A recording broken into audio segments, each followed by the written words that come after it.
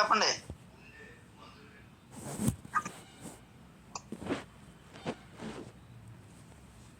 మహోన్నత కాలంలో వందనాలు చెల్లించుకుంటున్నాం. దయకే ఉన్నవాడు, కృపకే ఉన్నవాడు, వాక్యమైన దేవా వాక్య అనుభవించగా వాక్య రూపంలో నీ ప్రత్యక్షమకు దయచేయమని ఏ స్నామం అనుకుంటున్నాము తండ్రి. ఆమేన్. అందరికీ ప్రభునందు శుభవందనాలు. ఈ ఉదయకాల సమయంలో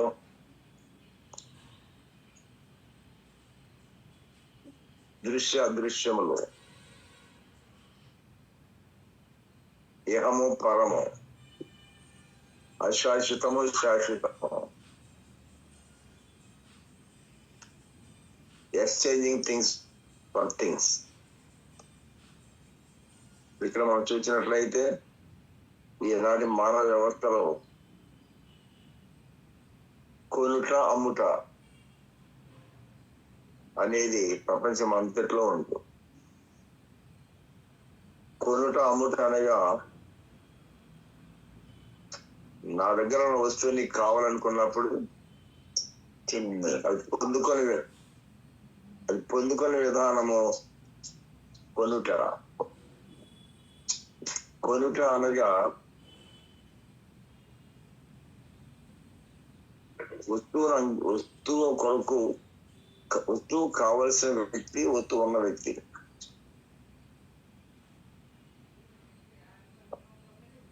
వస్తువు ఉన్న వ్యక్తి అమ్మదలిసినప్పుడే దాన్ని అమ్ముతాడు. కొంతమంది వచ్చి అయ్యా మీ దగ్గర ఉన్న యాప్ చెట్టు అమ్ముతారంటగా అంటారు, లేక అమ్ముతారా అంటారు. ఎవరు చెప్పారయ్యా మా చెట్టు తిరిగి అమ్ముతారని అడుగుతావే నువ్వు? ఏ బుద్ధి లేదా నీకు? ఎంత ధైర్యం నీకు? మా ఇంటికి వచ్చి మా చెట్టును అమ్ముతారని అడుగుతావా? అందుకని ఈ వ్యాపారస్తులు ఏం చేస్తారంటే, ఏమండి మీ తోట చెట్టు అమ్ముతారంటండి, అమ్ముతారన్నారంట అంటారు. అబద్ధం ఆడతారు. ఎవరు చెప్పాడే? ఎవరు పైన చెప్పాడండి, లేదా అమ్ముతాం లేదు, లేదా అమ్ముతాం అన్నాం. అలాగే తనదంటూ ప్రాపర్టీ ఉన్నప్పుడు అమ్ముతాను అన్నప్పుడే దాని వార్త విని కొనేవారు వస్తారు. అందుకే టూ లెఫ్ట్ అంటారు అద్దెకి ఇచ్చేవాడు, లేక ఈ ఇల్లు అమ్మబడిను అంటారు, ఈ పొలం అమ్మబడిను అంటారు. కాబట్టి ఆ ప్రాపర్టీ యొక్క వ్యక్తి తానుగా అమ్ముతానన్న విషయం బయట పెడితేనే తప్ప మరి రుచి అడగరు, తెలియదు, అడగడానికి అవకాశం లేదు. అలాగే ఇక్కడ దేవుడు మానవుడు అంటే ఇక్కడ దేర్ ఆర్ టూ పార్టీస్, ఇచ్చువారు పుచ్చువారు. కొంతమంది బ్రోకర్స్ అని ఉంటారు.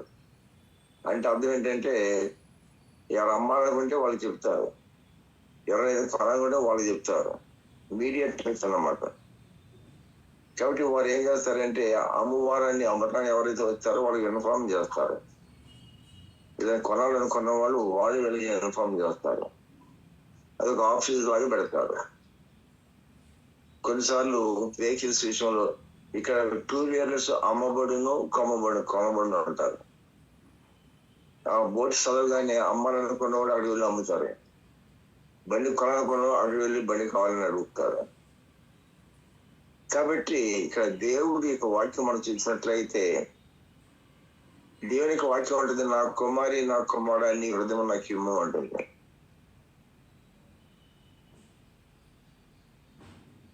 ఎవరిస్తారు?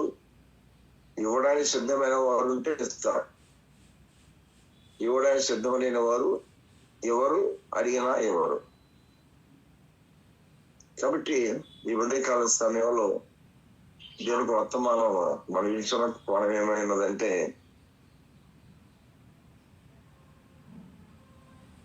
ఇక్కడ భౌతికము ఆధ్యాత్మికము, ప్రాణము ఆత్మ రెండు మనకున్నాయి. ప్రాణం ఉన్నది ఆత్మ ఉన్నది. రెండు ఉన్నవి కానీ ప్రాణము యొక్క ఫలితం కావాలనుకుంటే ఆత్మ కాలదన్నాడు. ఆత్మ ఫలం కావాలంటే ప్రాణానికి కాలదన్నాడు. By forgetting something, we can get something. To get, we should give something. ఇచ్చి పుచ్చుకోవడము, పుచ్చుకోవాలంటే ఇచ్చుకోవాలి, ఇచ్చుకోవాలంటే పుచ్చుకోవాలా. ఇది ఏ పదార్థం కంటే అదే. అబ్బాయి పెళ్లి చేసుకోవాలనుకుని అయితే ఇచ్చి పుచ్చుకోవాలి. అమ్మాయి తరపు వారు ఇవ్వడానికి ఇష్టపడాలి, అబ్బాయి తరపు వారు ఇవ్వడానికి ఇష్టపడాలి. అప్పుడే మ్యాచ్ సెట్ అవుతుంది. ఇక్కడ శరీరము అనగా ప్రాణము ప్లస్ ఆత్మ, ఈ రెండు మనలో ఉన్నవి. రెండు ఒకదానికొకటి విరుద్ధమైనవి, కానీ రెండు ఒకదాని మీద ఒకటి ఆధారపడి ఉన్నది. మన ఆత్మ మనం రక్షించుకోవాలనుకున్నట్లయితే మన ప్రాణం మన చేతిలో ఉంది, ఆ ఆత్మ మన చేతిలో ఉంది. మన ఆత్మ రక్షించుకోవాలనుకుంటే మన ప్రాణాన్ని పణముగా పెట్టాలి, ప్రాణానికి సేల్ పెట్టాలి. ప్రాణాన్ని సేల్ పెడితే ఆత్మను కొనుక్కుంటాం. ఆత్మను కొనుక్కోవాలంటే ప్రాణాన్ని పెట్టాలా. కాబట్టి ఈ విధంగా ఒకే వ్యక్తిలో ఉన్నటువంటి రెండు వేరు పదార్థములు. ప్రభువుకి వాక్యం ఉంటుందంటే, నా కుమారి నా కుమారుడా నీ హృదయం నాకు ఇమ్ము. మన హృదయాన్ని దేవునికి ఇవ్వడం అంటే దాని అర్థం మీ పొలం నాకు కావాలంటే దాన్ని అమ్మాలి, మనం కొనాలి.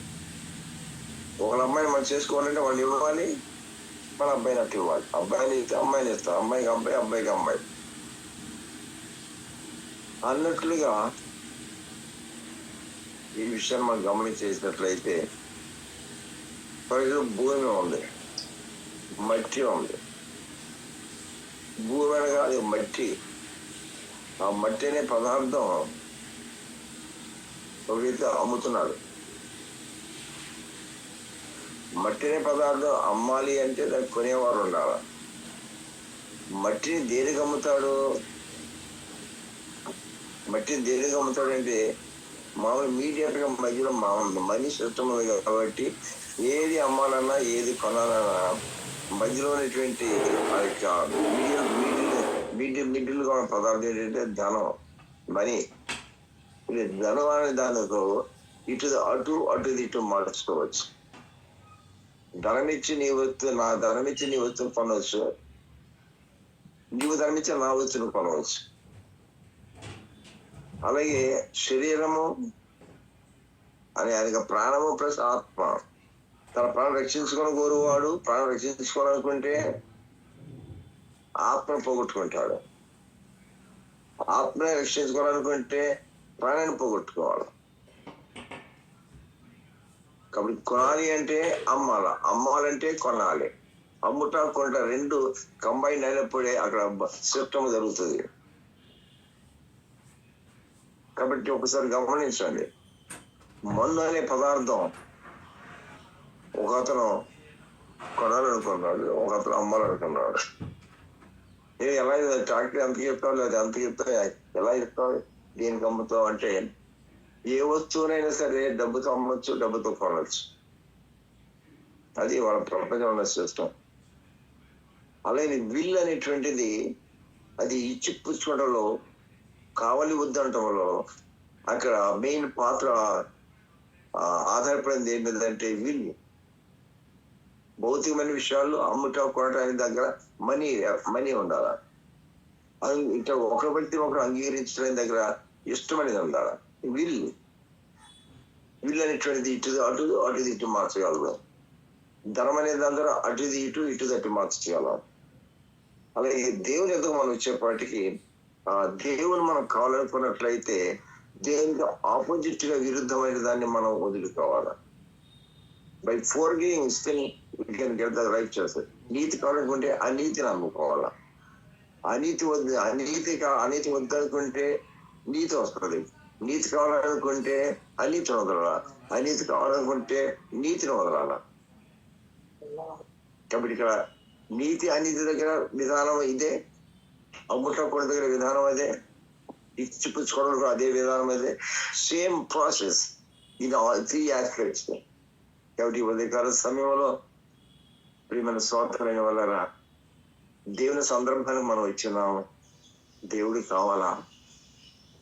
దేవుడు అంటే ఏంటి? అదొక పదార్థం. మనిషి ఏంటి? అదొక పదార్థం. కాబట్టి దేవుని పదార్థం మనకు కావాలంటే మన పదార్థం ఆయనకి ఇవ్వాలి. ఆయన పదార్థం మనకు కావాలంటే మన పదార్థం ఆయనకి ఇవ్వాలి. ఇచ్చి పుచ్చుకున్నట్ట గివింగ్ అండ్ రిసీవింగ్ యాక్టర్స్ ఇది స్పిరిచువాలిటీ. ఆధ్యాత్మిక కూడా అంతే. ఓ పాప కూడా అంతే. యోసేపు దగ్గర వచ్చి పుచ్చుకున్న భార్య నువ్వు నాకు కావాలి అంది. నేను నీకు కావాలంటే నువ్వు నాకు కావాలి అనాలి కదా. యోసేపు భార్య పుచ్చుకున్న భార్య నన్ను నీకు ఇచ్చుకుంటాను అంది. యోసేపు ఇవి నాకు వద్దు అన్నాడు. ఆ రెండు ఆస్పెక్ట్స్ కూడా కోయిన్సైడ్ అవడం లేదు. ఒకదాని కూడా విరుద్ధంగా ఉన్నాయి. కాబట్టి ఒక తప్పు జరగాలంటే ఇరువైపుల చిత్తం జరగాలి, ఒకటి అవ్వాలి. ఒక తప్పు జరగకుండా అంటే ఇరుపక్షంలో కూడా చిత్తం వేరైపోవాలి. కాబట్టి టు బి అబైడ్. కాబట్టి దేవునితో మనం ఏకము కావాలనుకుంటే, నీతి కావాలనుకుంటే అనీతి మనం ఫోర్గో చేసుకోవాలి. అనీతి కావాలనుకుంటే నీతిని పోగొట్టుకోవాలి. ఈ రెండు ఒకదాని మీద ఆధారపడి ఉన్నవి. ఓన్లీ బై పోగొట్టుకోవడం ద్వారా పొందగలము. పొద్దు కావాలంటే వాడు పోగొట్టుకోవాలి. పూర్వజనాల్లో మెటీరియల్ ఎక్స్చేంజ్ ఉండేది, థింగ్స్ ఫర్ థింగ్స్. మట్టి కావాలి ఒకటికి, వాడి దగ్గర బంగారం ఉంది. మట్టి కావాలంటే బంగారం కావాలా, బంగారం కావాలంటే అది మట్టి కావాలా. ఇహము మట్టి, పరము బంగారం. నీతి పరము, అనీతి ఇహము. కాబట్టి ఇక్కడ మనం గమనించవలసిన సత్యం మీకు చెప్పడానికి ఇష్టపడింది ఏంటంటే, ప్రభు చెప్పారు వస్తున్నా కావాలండి, తీసుకోమ్మా, డబ్బులు వస్తువు కావాలంటున్నావు, నా పరిధిలో వస్తువు నీకు కావాలన్నావు కదా, సరే నేను ఇస్తాను, నాకు ఇష్టమే. ఆ డబ్బులు దాని ఇప్పుడు ఎక్స్చేంజ్కి ఇక్కడ మన మిడిల్ ఫ్యాక్టర్ ఏంటంటే మనీ. భక్తి ఎందుకు కావాల్సింది ఎక్కడ విల్ ఇస్ ద బేస్. ఇష్టము అయిష్టము, ఇష్టము ద్వారా అటు ఇటు ఇద్దరు ఏకమైపోతారు.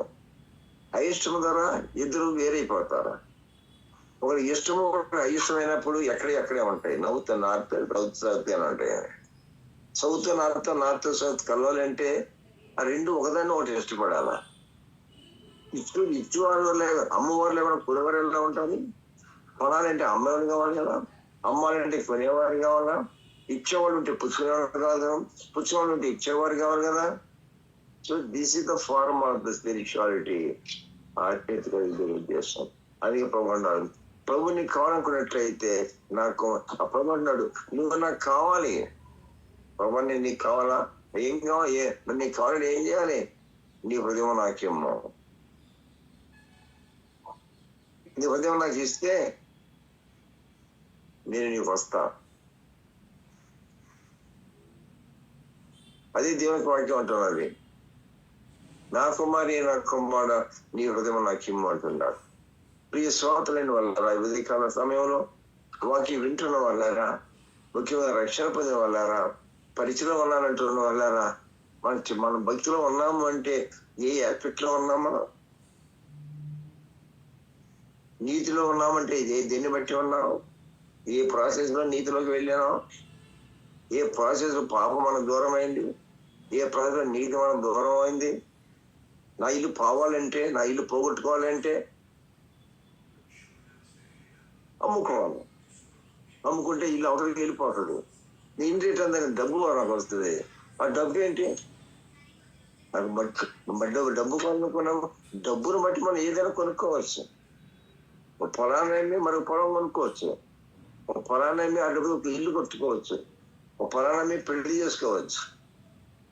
కానీ ఒక ఎసెట్ అనేటువంటిది మనం అమ్మటం అంటే ఫోర్గో, దాన్ని ఇచ్చేయడం, ఇచ్చేయడం అంటే ఊరికే కాదు, ప్రతిఫలం కోసం. దేవుడికి మన హృదయం అంటే ఏంటి ప్రతిఫలం అక్కడ? ఇన్ రిటర్న్ దేవుడు మనకి ఏమిస్తాడు? దేవుడు మనం దేవుని దగ్గర మన ఇద్దరు పొందాలంటే ఎలా పొందగలం? ఇది మీ హృదయం నాకు ఇస్తే అప్పుడు నా పక్షమని నేను చెప్తాను. నా సంబంధం అనేది, నా పరిధిలో ఉన్నది, నా గుప్పుడు ఉన్నాయని నీకు కావాలనుకున్నట్లయితే నీ హృదయం నాకేం కావాలి? With money we can purchase anything, with giving heart we can receive anything from the God. ఎవరికి కావాలా? దేవుడికి కావాలా? దేవుని రాజ్యం కావాలా? దేవుని నీతి కావాలా? దేవుని పరిశుద్ధత కావాలా? దేవుని ప్రశాంతత కావాలా? పీస్ఫుల్ లైఫ్ కావాలా? దేవునికి సంబంధించిన ఏ వనరులు కావాలి నీకు ఆయన ఇస్తాడు. మరి దేంతో కొనాలి? ఆయన మన హృదయాన్ని ఇచ్చుకోవాలా? మన హృదయం అంటే ఏముంది? పాప సహితం ఉంది, పాప స్వభావం ఉంది. అదే మనం ఇవ్వాలా? అది ఇస్తాడు, మనకు అది ఇస్తాడు. అదేమిటి? ఆయన ఏం చేసుకుంటాడు? దానికి పాపం కావాలా ఏంటి? పాపం పోగు చేసుకుంటాడా? పాపను పోగు చేసుకుని ఆయన దగ్గర పరిస్థితులు మనకి ఎవడో ఇస్తాడా? అది కాదు అక్కడ.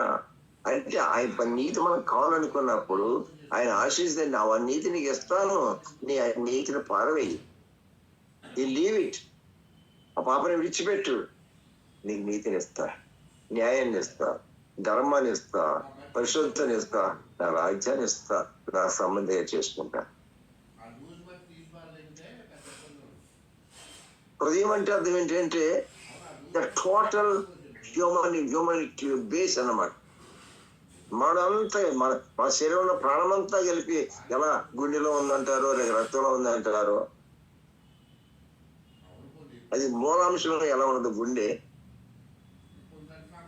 అలాగే మనస్సు అనేది, హృదయం అనేటువంటిది.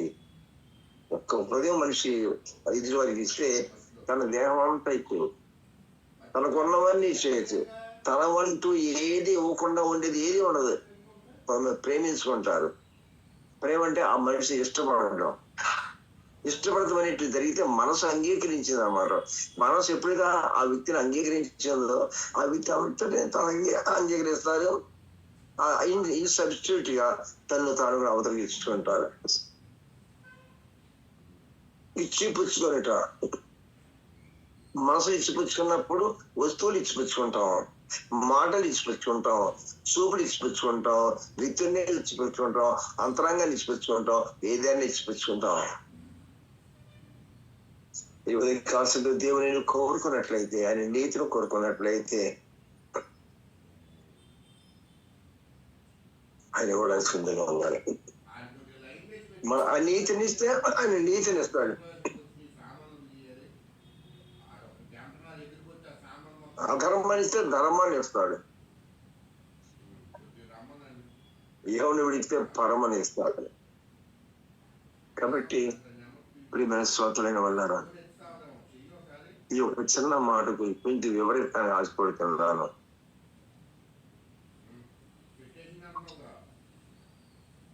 అతను మట్టి అంతా అమ్ముకున్నాడు, వచ్చినప్పుడు బంగారం కొనుక్కున్నాడు. మట్టి ఎక్కడ, బంగారం ఎక్కడ?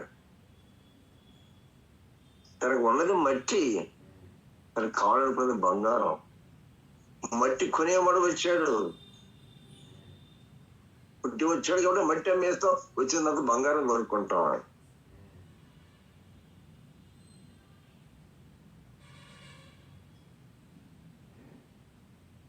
అలాగే ఒకటి బంగారం ఉంది కానీ మట్టి కావాలి ఇల్లు మెరగ చేసుకోవడానికి.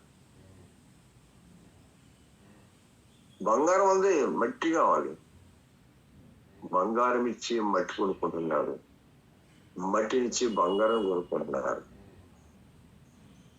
శరీరము ప్రాణము, ఇహము మట్టి, భౌతికము మట్టి, ఆధ్యాత్మికము అది బంగారము. ఇహము మట్టి అంటే తాత్కాలికము, పరము శాశ్వతము. ఇక్కడ ఒకవైపున ఇహం ఉంది, పరం ఉన్నది, మట్టి ఉన్నది, బంగారం ఉంది. బంగారంతో మట్టి కొనొచ్చు, మట్టి నమ్మి బంగారం కొనవచ్చు, భక్తి నమ్మి భక్తిహీనత కొనుక్కోవచ్చు, భక్తిహీనత నమ్మి భక్తిని కొనుక్కోవచ్చు. Same formula on both sides. నా కుమారుని హృదయం నాకేమో సౌలు తన హృదయాన్ని దేవునికి ఇచ్చాడు, దేవుని అందుకున్నాడు. సౌలు రాజు కూడా మరి లోకంతో తిరిగాడు, ఆ మనుషుల మాట విన్నాడు, దేవుని మాట పక్కన పెట్టాడు, దేవుని ఆత్మ పక్కకు పోయింది, మగ్గుతారు పక్షులు కానీ చేస్తున్నాం అనుకుంటున్నాం. మనము మరి ఉదయకాల సమయంలో are you ready to forgo? వీళ్ళు కోల్పోవడానికి ఇష్టపడుతున్నావా? నీ భౌతికాన్ని కోల్పోవడానికి ఇష్టపడుతున్నావా? పాపమును విడిస్తే బహుమాన మధ్య పరలోకాన్ని పరిశుద్ధంగా ఇస్తానంటున్నాడు. ఇహలోక ఆశ విడిస్తే పరలోక ఆశిస్తానంటున్నాడు. భక్తి చేస్తున్న వ్యక్తిని నీవు ఆర్ యు ఎక్స్చేంజింగ్ థింగ్స్? భక్తులు రక్షణ పొందినా, భక్తులు ముందుకు వెళ్తున్నానంటే అర్థం ఏంటి? భక్తులు ముందుకు వెళ్తున్నానంటే అర్థం ఏంటి? ఇహంలో అమ్ముకుంటున్నావు, ఇహంలో ఒక ఆశను విడిచిపెడుతున్నావు, ఇహంలో ఒక మనసును విడిచిపెడుతున్నావు, వాటిని దూరం చేసుకుంటున్నావు, వాటికి కాళ్ళదన్నుతున్నావు. ఆ కాళ్ళదన్నుట ద్వారా నువ్వు పొందుకునేటువంటి ఆధ్యాత్మిక మానికేసుడు. కాబట్టి మీరు ఆలోచించండి. నువ్వు దేవునికి భౌతికంగా ఇచ్చావు, ఒక కానుక ఇచ్చావు, ఒక బంగారం మూట ఇచ్చావు, ఒక భూమిని ఇచ్చావు, ఆస్తిని ఇచ్చావు. ఈ భౌతిక వనరులు ఎన్నోనే అవన్నీ దేవునికి ఇచ్చావు. ఇప్పుడు నీకు మళ్ళీ దేవునికి ఇచ్చిన దాని ఫలితం నీకు దేవుడే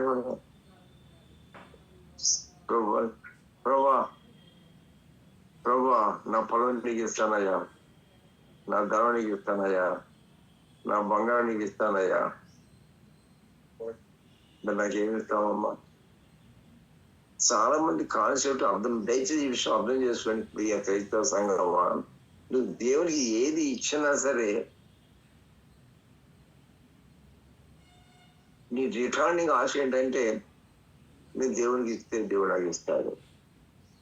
ఇది ముఖ్యమైన విషయం. పోతా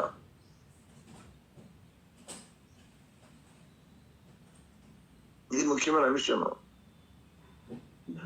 నువ్వు ధనం ఇచ్చావు దేవునికి, చందా చేసావు 100 రూపాయలు, దేవుని దీవించి 1 రూపాయలు ఇచ్చాడు.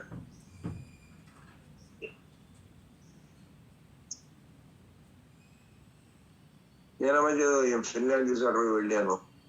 అప్పుడు వాళ్ళు ఇక్కడ చర్చి ఉంటుందని రండి చౌదరి గారు అన్నారు. ఆ చర్చి వెళ్ళిపోయిన కూర్చున్నాను. ఏంటి అక్కడ చూసింది నేను, ఇవ్వండి మీకు ఇవ్వబడను. ఇప్పుడు నువ్వు దేవునికి ఇస్తాడు.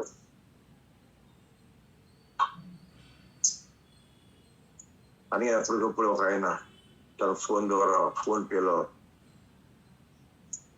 అమౌంట్ లక్షలు ఎక్కేసారు.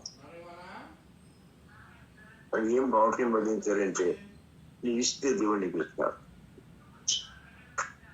చాలా మంది క్రైస్తవ జీవితాల్లో బోధించేవారు ఆ కాన్సెప్ట్ ఏంటో గానీ, వినేవారి కాన్సెప్ట్ ఏంటో గానీ, ఇచ్చుతున్న విషయంలో నీ కాన్సెప్ట్ ఏమిటి? నువ్వు దేవునికి ఏదైనా భౌతిగా ఇస్తున్నట్లయితే నీ కాన్సెప్ట్ ఏమిటి, నీ ఉద్దేశం ఏంటి, నీ ఆశ ఏంటి, నీ కోరిక ఏంటి, నీ మొక్కు ఏమిటి? న్యాయబద్ధంగా ఆలోచించాలి. దేవునికి నువ్వు ఏది ఇచ్చినా నీ అంతరంగంలో కోరిక ఏమిటి? దేవుడు తిరిగి ఇస్తాడనే కదా, ఎక్కువ ఇస్తాడనే కదా. ఆ ఎక్కువ ఇచ్చేది ఏ రూపంలో ఇస్తాడో ఎక్స్పెక్ట్ చేస్తావు? నిజం చెప్పగలవా నువ్వు? ఈ వెండి ఇచ్చినా, బంగారం ఇచ్చినా, ఆస్తి ఇచ్చినా, ఏది నీకు ఉన్నాయన్నీ ఇచ్చినా సరే ఇంటర్నెట్ దేవుడు అదే మెటీరియల్ ఇంకో రూపంలో ఇవ్వాలేనా? భౌతిక విద్య ఇచ్చైతే భౌతికంగా కూడా పరలోక రాజ్యం సంబంధం ఇవ్వాలన్నా. ఈ మాటలో నిజం చెప్పు, నువ్వు ఆలోచించడం ఒకసారి. మీరు బోధించట్లో ఉన్న భావం ఏంటి? బోధించడానికి అడుగు ముందుకు పెట్టిన భావం ఏంటి? దేవుని వాక్యంతో నువ్వు టెంప్ట్ చేయబడుతున్నావా? బోధనకి దేవుని వాక్యం ఏ థాట్కి నేను టెంప్ట్ చేస్తుంది? వినుసలో నీవు ఏ భావంతో టెంప్ట్ అవుతున్నావు? బోధించడంలో ఫిజికలా, గివింగ్ చేస్తున్నావు నీవు కూడా ఫిజికలా? Both side physical. దేవుడు ఎక్కడ? లోకానికి లోకం ఇస్తే, బంగారం ఒక కాజు బంగారితో 100 కాజు బంగారం ఇస్తే, 1 ఎకరం ఇస్తే 100 ఎకరాలు దేవుడు ఇస్తే, అదే భక్తి. దాదా భక్తి ఫలితము. సర్వలోక నివాసులైన వాళ్ళ దయచేసి గమనించండి. ఎవరి ఉంది ఆధ్యాత్మిక కోణంలో భక్తి యొక్క కాన్సెప్ట్ లో అనేకమని ఎన్నో ఇవ్వడం ఎన్నో ఇచ్చడం అనేది ఉంది. భక్తి అనే దాన్ని ఇవ్వడం చాలా ఎక్కువ కనబడుతుంది. ఇచ్చుటలో మన కాన్సెప్ట్ ఏమిటి, ఆయన అడుగులో కాన్సెప్ట్ ఏమిటి?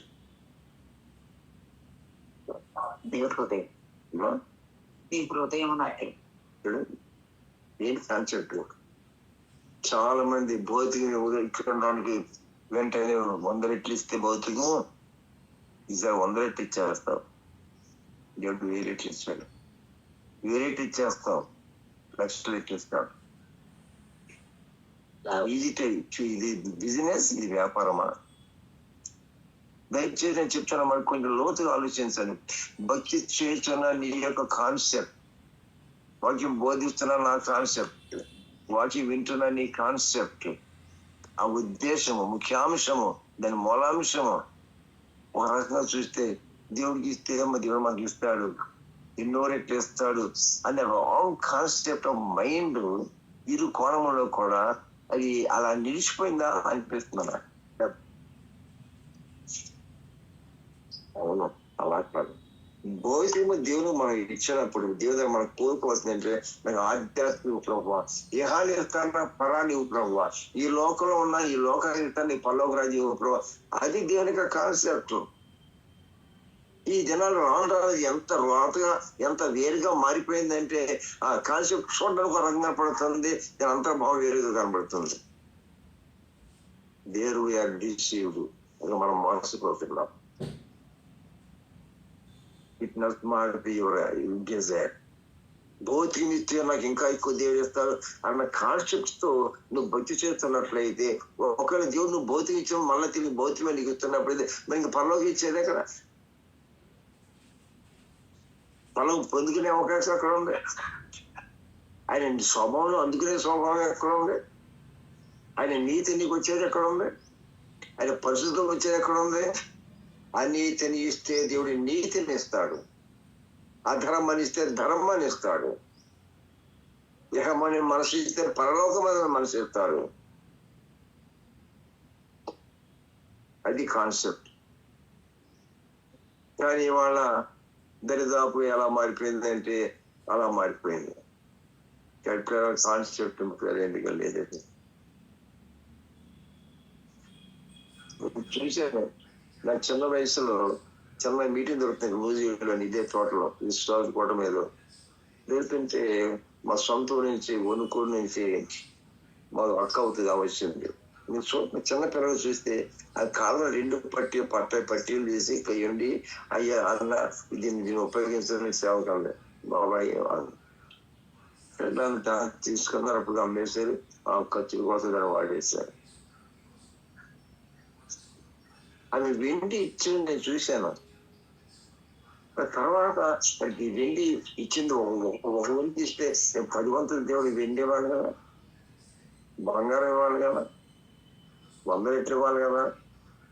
ఏమో అవన్నీ ఏమో కానీ ఇలాగే నాకు జ్ఞాపకం వచ్చింది ఏంటంటే, ఆ దిన మా కన్సిస్టర్ వెండి వస్తువులు ఇచ్చిన దేవునికి సేవ పోవడమని నాకు తీసుకొచ్చి పెట్టారు. ఇప్పుడు నేను వాళ్ళు జ్ఞాపకం చేసుకుంటే లేకపోతే ఆమెకి ఏమి ఇచ్చాడంటే భౌతికమని చాలా ఇచ్చినారేమో కానీ ఇప్పుడు నేను మీకు చెప్పడానికి ఆశించింది ఏంటంటే ఆమె పిల్లలు చాలా మంది మారుపరుచుకున్నారు. ఆమె పిల్లలు కూడా సేవకులు అయ్యారు. పిల్లల సేవకులు అయ్యారు, పిల్లల సేవకులు అయ్యారు. దేవుని కొరకు జీవిస్తున్నారు. అలాంటి ఇవ్వాలా దేవుడు? అవి ఇచ్చింది వెండి అయితే వెండికి అయితే సరిపోద్దా? ఇవి ఇవ్వాలా? వెండికి వెండి అయితే పరలోకం ఎలా దొరుకుతుంది? బంగారం అయితే పరలోకం ఎలా దొరుకుతుంది? ఇహములకు ఇహమే అయితే పరలోకం ఎలా దొరుకుతుంది? ఇహములకు పరలోకం కొరకు యుహం ఇవ్వాలి మనం. ఇహమ కొరకు యుహాన్ని ఇచ్చుట అది దురాశ. భక్తి అనుకుంటాను, భక్తి ఆశ కాదు, దురాశ. మెడియార్, అది భక్తి ఆశ కాదు, అది దురాశ. ఇహమనే కొద్దిగా మన తత్వంతో నువ్వు తేరుకొని ఏది చేసినా సరే ఇహమ కొరకు ఇహమ చేసినట్లయితే అక్కడ పరమ పోగొట్టుకుంటావు. నువ్వు పరమ కావాలా? ఇహం నుంచి పరమ పొందాలనుకున్నావా? ఇహానికి రిజల్ట్ ఇహమే కావాలని కోరుకోవాలి.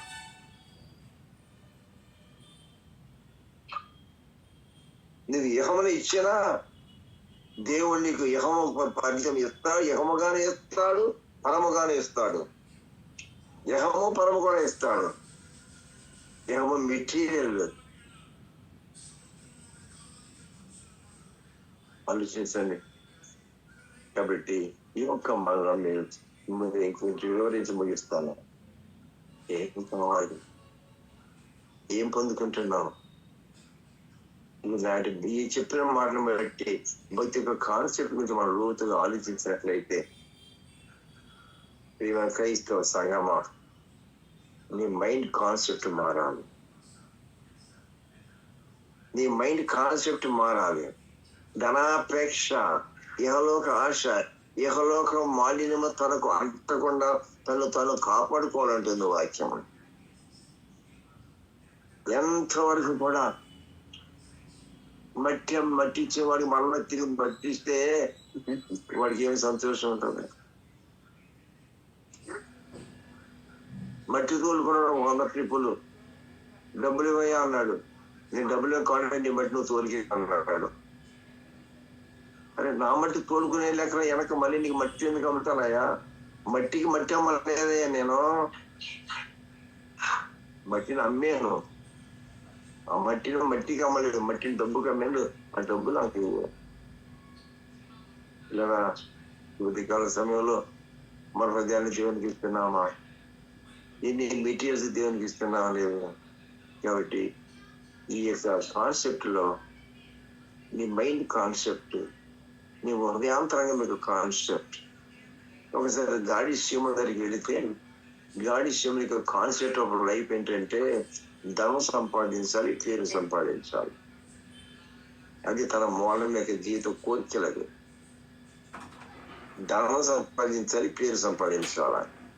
దానికి కావాల్సిన వృత్తి ఏంటని ఆలోచించాడు. వృత్తి అనేది అతను కోరుకున్న వృత్తి గాడి వీచా. ఆ వృత్తిలో అడుగు పెట్టాడు. వృత్తిలో ఎందుకు వృత్తి కొరకు అడుగు పెట్టలేదు. వృత్తిలో తాను కోరుకున్నది వృత్తిలో వచ్చే లాభం ఏ రూపం కోరుకున్నాడంటే నాకు పేరు రావాలి, నాకు ధనం రావాలి. ఈ విద్య చేస్తే నేను ధనం వస్తుంది, పేరు వస్తుంది అనుకున్నాడు. అతను అనుకున్న కాన్సెప్ట్ ప్రకారం గాడి విద్యను ప్రారంభించాడు. ఆ ప్రారంభం మనుషుడు పేరు అనుకున్న ఊహించినాక పేరు ఎక్కువ వచ్చింది, ధనం కూడా వచ్చింది. ఇది ఎలా తన కోరిక తీరింది. అతను గాడి విధి కోరుకున్న ఉద్దేశం డబ్బు, పేరు రెండింటి కొరకు.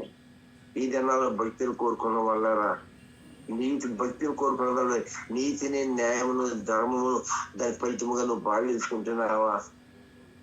భక్తి అంటూ కూడా దానిలో నువ్వు ఒక గాడి సీమలాగా నీ కాన్సెప్ట్ లో అంతరంగంలో రహస్యంగా దాగి ఉన్నటువంటి మూలాంశమైన కోరిక ఏంటంటే పేరు, ధనము కావాలనుకుంటున్నావా? భక్తి కావాలి, పరలోకరాజ్యం కావాలనుకునే కాన్సెప్ట్ లో వచ్చిన వారిని సైతం కూడా అప్పులు తెలియకుండానే వారిని ఎలా మోసం చేస్తుందంటే భౌతిక మెచ్చి పేరు ఇస్తే సమృద్ధినిస్తే ఇదే మీ భక్తి ఫలితము. ఇదే దేవునికి దీవెన. ఎంతగా దేవుని ప్రేమించాడు, ఎంతగా దీవించాడు, ఎంత ప్రభు నమ్ముకున్న వల్ల ఎంతగా దీవించబడ్డావు అంటే ఆ మంచి పేరు ప్రపంచంలో నీ పేరు వచ్చేసింది, గొప్ప పేరు వచ్చింది. ఇంకా రెండవది గొప్ప ధనవంతుడు అయిపోయిన నేమ్ అండ్ ఫేమ్, దాని పేరు ప్రఖ్యాతులు వచ్చేసినవి. ఏం కావాలి? అదేనా ఇవాళ క్రైస్తత్వం? విశ్వాసి కాన్సెప్ట్ అదేనా? సేవకుడుగా కాన్సెప్ట్ అదేనా? ఏం కావాలి?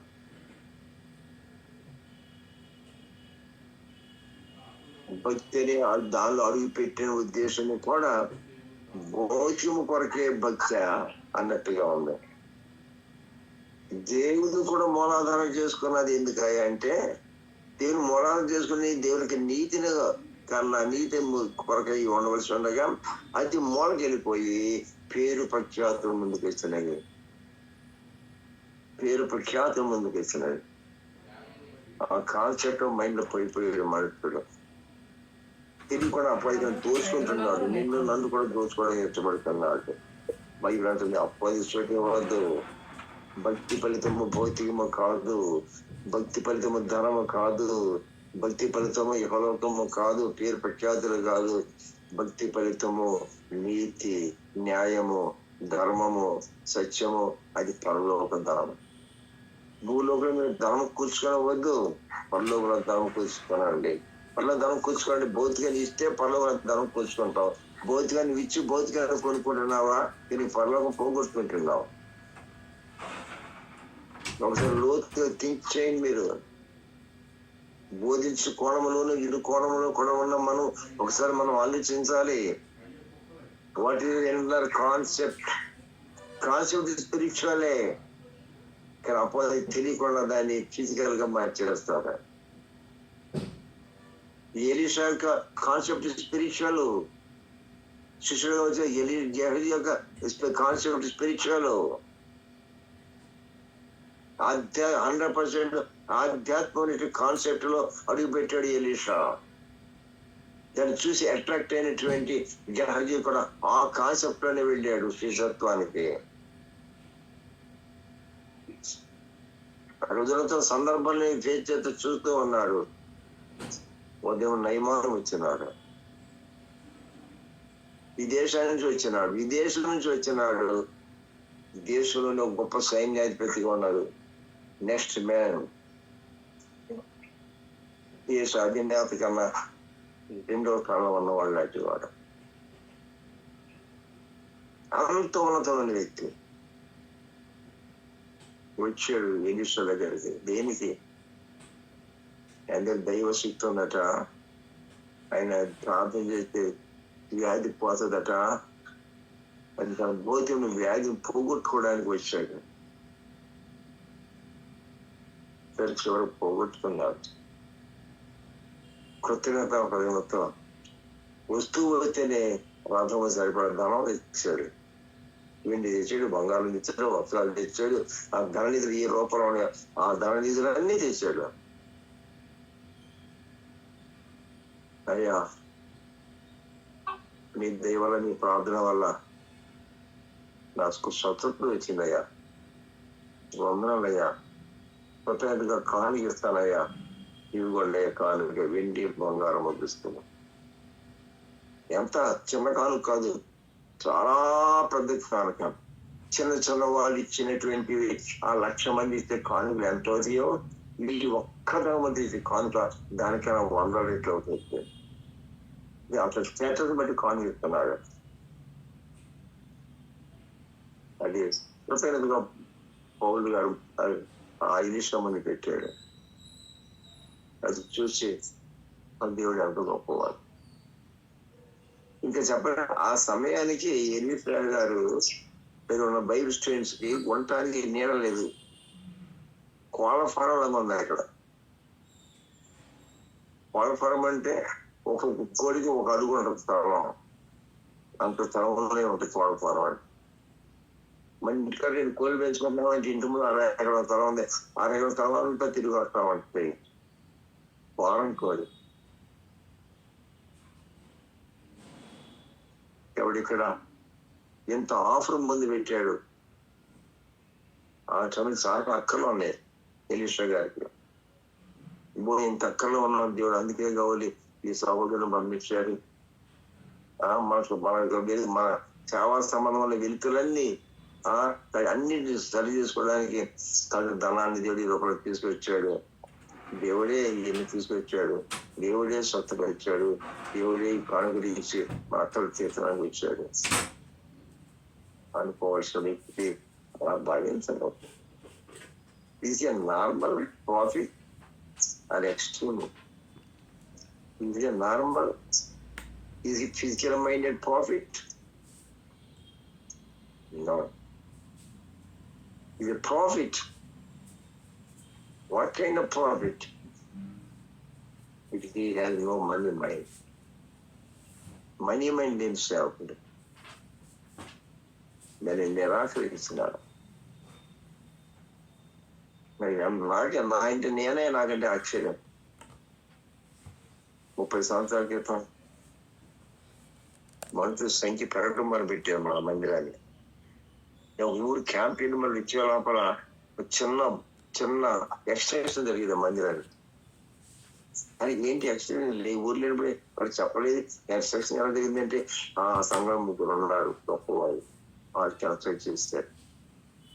ఇంకా జనం పెరిగిపోతున్నారు. మరొక ఊరు క్యాంప్ వెళ్ళి మరొక వింగ్ కొంచెం ఎక్స్టెండ్ అవుతుంది.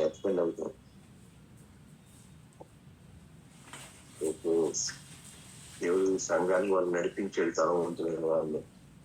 వారి ద్వారా ఈ ప్రాబ్లం జరుగుతుంది.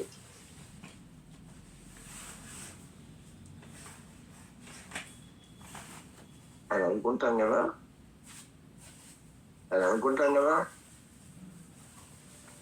మరి నా స్వానుభవం చూసినట్లయితే అది అనుకోలేకపోయాను.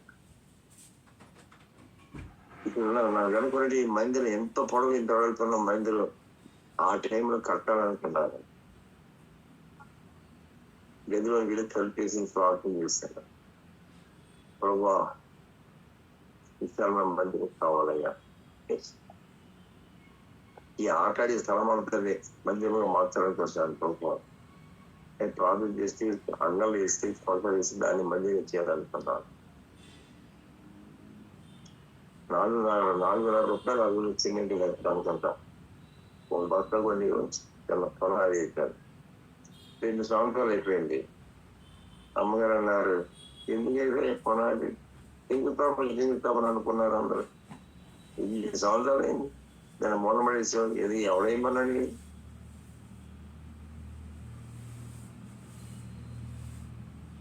సరే అని ఆ మాటని కొంచెం మొదలుపెట్టి నాకు 10 బస్తాల సిమెంట్ ఉన్నాయి ఇచ్చారు. దాంతో మొదలుపెట్టి మళ్ళీ అయిపోయింది.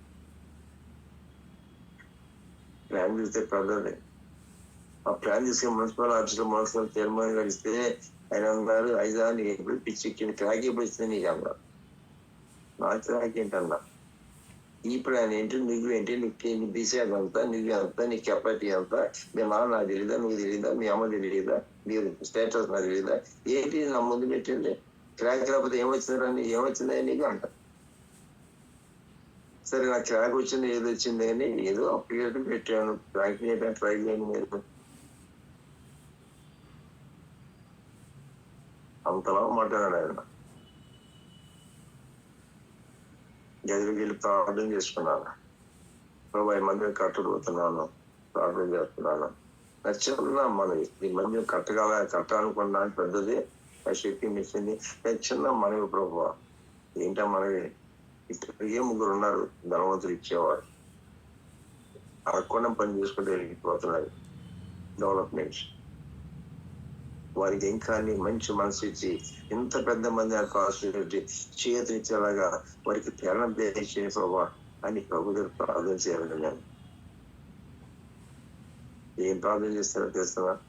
ఆ ప్రాణం 3 పేర్లు పెట్టి ప్రభా మందిరం శంకుస్థాపన జరిగింది. అది కట్టబడి ఓపెనింగ్ అయ్యే రోజు లోపల ఈ పీరియడ్ ఆఫ్ టైం అంతట్లో కూడా వాళ్ళు ముగ్గురు న్యాయ పరిస్థితి ఇవ్వకుండా చేయి ప్రభువా. వాళ్ళు ముగ్గురు ఒక్క న్యాయ పరిస్థితి ఇవ్వకుండా చేయి ప్రభువా. నా మన వినయ్యా దేవుడా, నా ప్రాబ్లం వినయ్యా, నా ప్రాబ్లం అంగీకరించాయా, నీ మందిని కట్టాలనుకున్నాయా. ఆ ముగ్గురు ధనవంతులు అర్థం పడకుండా చేయి ప్రభువా. అని ఎవరికి తెలియకుండా ప్రార్థన చేశాను. పనులన్నీ దగ్గర ఉండి వాళ్ళే చేయించారు. అది కాంట్రాక్ట్స్ ఇసుక అంతా ఎంత ఉంటుందో, ఎంత ఇనుము ఉంటుందో, ఎంత కంకర ఉంటుందో, ఎంత సినిమా అన్ని లాంచ్ వాళ్ళ దగ్గర ఉంటాయి. కానీ పంపించేది ఇటు కొంత ఆ ఖర్చు అంతా అయ్యే వరకు ఆ ముగ్గురు ఒక్కరు ఒక వేసం అంత పైసలు పడేవాళ్ళ ఏ రూపంలో. ఆశ్చర్యం కాదా, అద్భుతం కాదా. వద్దని ఇవ్వకూడదని చేసి ప్లాన్ చేశాను. దేవుడు ఇవ్వకుండా చేశాడు, మన పెట్టాడు. 15 సంవత్సరాలు అయిపోయిన తర్వాత వాళ్ళు ఒక ఆయన ఫోన్ చేశారు. అయ్యా చెప్పండి నాకు, మమ్మల్ని పెట్టినప్పుడు నీ మీద ప్రార్థన చేసామంట. ఆ ప్రార్థన ముగ్గురు పేర్లు పెట్టేవాళ్ళ. దేవుడు వాళ్ళు ఎవరిని ఏమి ఇవ్వద్దని ఒప్పందం చేయి ప్రభు అని చెప్పి అది ఈ మధ్య విన్నాను. అది కరెక్టేనా అన్నారు. అవును కూడా కరెక్టే, మీకు వాళ్ళు చెప్పారు కరెక్టేనా అన్నా. ముగ్గురు పేర్లు పెట్టి ప్రార్థన చేస్తారంటే ఆ ముగ్గురు ఏమి ఇవ్వకూడదని. అది నిజమేనా అన్నారు. నిజమే అనుకుని ఆ మాట ప్రార్థన చేస్తాను. ఆ ముగ్గురు ఎవరు అని అడుగుతున్నారు కదా, ఆ ముగ్గురులో ఒక వ్యక్తి మీరేననుకో అన్నారు.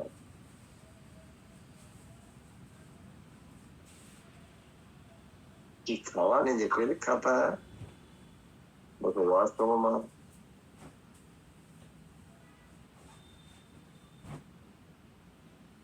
ఆలోచించాలి. కాబట్టి ఆ కాన్సెప్ట్ ఏంటి మీరు చెప్పాలి ఏంటంటే, భౌతికం మన దేవుడు చూస్తే భౌతికమైన అభౌతికమైన ఎక్స్పెక్ట్ చేయడం అసలు. నువ్వు భౌతికాన్ని ఎక్స్పెక్ట్ చేసి మనతో ఇచ్చినావా, అది ఇచ్చినట్టు గుర్తులోకి రాదు. ఆ యాస్పెక్ట్ భౌతికమైన కాన్సెప్ట్, భౌతికమైన దాన్ని తిరిగి దాన్ని ఫలముగా దాన్ని నువ్వు మనసులో పెట్టుకోమాకు. నాకు ఇది కాదు ప్రభావ, నేను భౌతికాన్ని ఇస్తాను, నాకు ఆధ్యాత్మిక ఇక్కడ భూమి ఇస్తాను, అక్కడ భూమి నాకు ఇవ్వు. ఇక్కడ ఇల్లు ఇస్తాను, అక్కడ ఇల్లు నాకు ఇవ్వు. ఇక్కడ వీధులు ఇస్తాను, నీకు అడుగు, నాకు వీధులు ఇవ్వు అని అడుగు. దేవుడు అది అన్నాడు.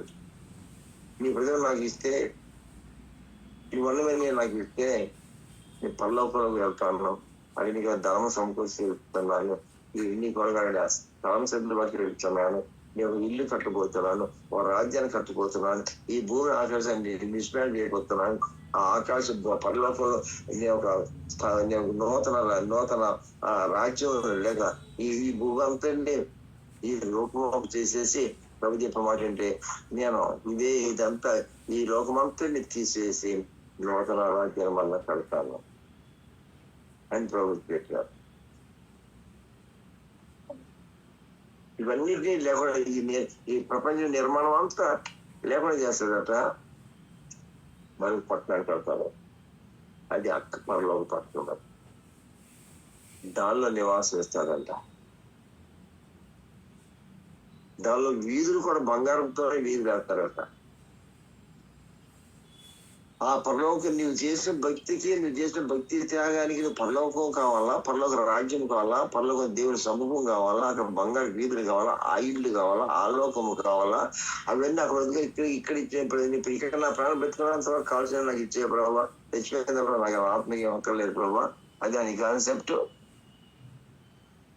అదే మన మనసాక్షి, అదే మన ఉద్దేశము. No, it wrong concept.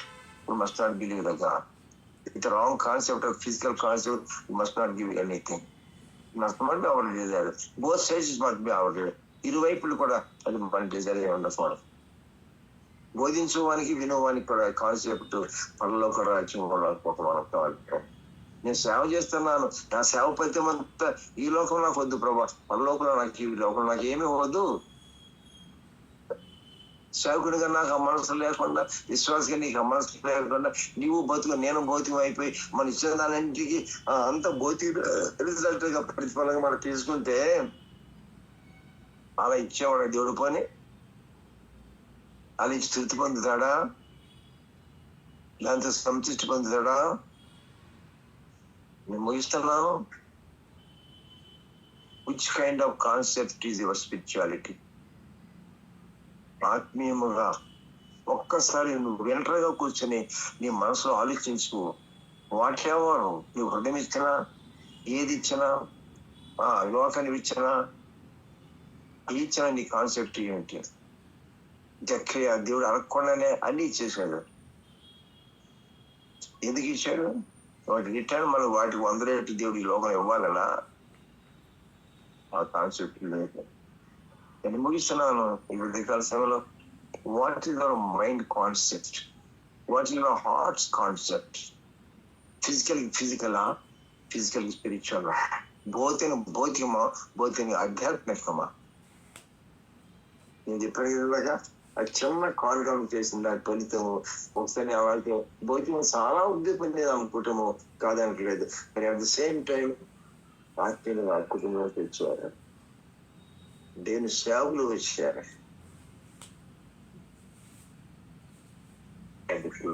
ఈ వాక్య భాగాన్ని బట్టి మన spiritual concept of mind picture పేరు చెప్పిన దానిలో భౌతికం స్టోర్ చేసుకోకుండా ఆధ్యాత్మం చోటు చేసుకోవాలి. As a preacher, as a believer, on both sides, to think of our matters. మన కాన్సెప్ట్ ఒకసారి కళ్ళు మూసుకొని వెంటనే కూర్చొని what is my desire of concept, నీ భక్తియుద్ధంలో ఫలితము ఏ రూపంలో నాకు ఇంద్రియం కావాలనుకుంటున్నాను. ఇది ఫిజికల్ ఆర్ స్పిరిచువల్, భౌతికమా ఆధ్యాత్మమా అనే విషయం ఆలోచించుకొని దాని తగిన సమాధానాన్ని తెలుసుకొని మార్చుకోవాల్సిన విధానం అంటే మార్చుకుందాము. లేకపోయినట్లయితే భౌతికంగా అన్న కాన్సెప్ట్ మనం ఉంటే దానివల్ల మన పనులు ప్రవేశించాం. మహోన్నతుడైన మా ప్రభువా, అవగాహన భక్తి మాకు దయచేయమని, ఈ ఉదయ వార్తకి మొదలువేయమని, ప్రతి వారికి ఒక ఆలోచన, ఒక గ్రహింపులకు రాగినట్టు థింక్ ఆఫ్ ద మ్యాటర్ అన్నట్లుగా ఈ విధంగా వాక్యాన్ని బట్టి వాడి వర్క్ కూడా వ్యక్తి ఆలోచనలో పడి ఎక్కడ ఉన్నారు, ఏ కాన్సెప్ట్ ఉన్నారు, with what desire I'm doing god things, ఏ డిజైర్ తో, ఏ ఫలితం ఆశించి నేను దేవుని కూడా అడుగు ముందుకు ఇస్తున్నాను, కానుకలు ఇస్తున్నాను, నేను దేవుని నమ్ముకున్నాను, దీన్ని ప్రార్థిస్తున్నాను అనే విషయాన్ని వరకర్షంగా అవగాహన చేసుకోవడానికి సహాయం చేయమని, వాటిని ముద్ర చేయమని యేసు నామమున వేడుకుంటున్నాము మా తండ్రి. ఆమేన్, ఆమేన్. మంచిది. అందరికీ వందనాలు.